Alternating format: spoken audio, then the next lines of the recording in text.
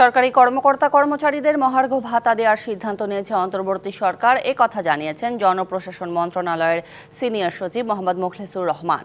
এদিকে আওয়ামী লীগ সরকারের আমলে পদোন্নতি বঞ্চিত এবং বাধ্যতামূলক অবসরে যাওয়া কর্মকর্তারা পদোন্নতি, সম্মান এবং বেতন স্কেলের সুবিধার দাবিতে সচিবালয়ে অবস্থান কর্মসূচি পালন করেছেন।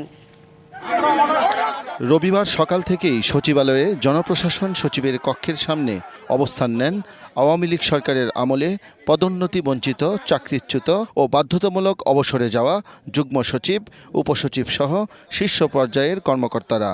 বঞ্চিত হওয়া পদোন্নতির সম্মান ও বেতন স্কেলের সুযোগ সুবিধা চান তারা। আমরা যেখান থেকে আমরা সুপারসিডেড হয়েছি, আমাদের ওই জায়গা থেকে ওই জায়গায় আমাদেরকে পদোন্নতি দিয়ে একটা আদেশ জারি করার জন্য আমাদের সমাজে যেন আমাদের সম্মানটুকু বজায় থাকে, এটুকুই। কতিপয় কর্মকর্তার কারণে এই বিষয়টি এখানে নিষ্পত্তি শুরু হচ্ছে না। শিয়া বাটার ও ভিটামিন ই সমৃদ্ধ lily glam beauty soap. Lily, always beautiful. দাবি মানা না হলে তারা জোরদার আন্দোলনের হুঁশিয়ারি দেন। আর আন্দোলনকারী কর্মকর্তাদের দাবির বিষয়টি বিবেচনার আশ্বাস দেন জনপ্রশাসন সচিব।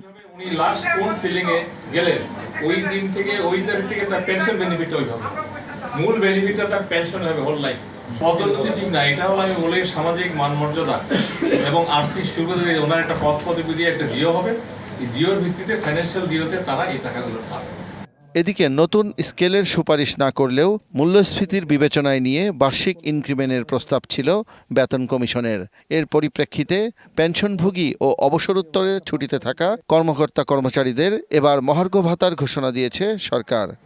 এই মহার্ঘ ভাতাটা হয়তো এমন হতে পারে যে স্টাফদের হাতে একটু বেশি থাকতে পারে, তার চেয়ে একটু এটা একটা বিষয় থাকতে পারে। আর হলো আগে কখনো এটা ছিল কিনা, এবার আমরা ডিসাইডেড পেনশনাররা দেবে, কারণ পেনশনাররা এমনি যখন যায় চিকিৎসা এটা সেটা টাকা পয়সা ভাড়া, পেনশনারদের বেশি দরকার। তবে কত শতাংশ মহার্ঘ ভাতা দেয়া হবে তা বৈঠকে বসে ঠিক করা হবে বলেও জানান জনপ্রশাসন সচিব। শাহ ইমন, ডিবিসি নিউজ, ঢাকা।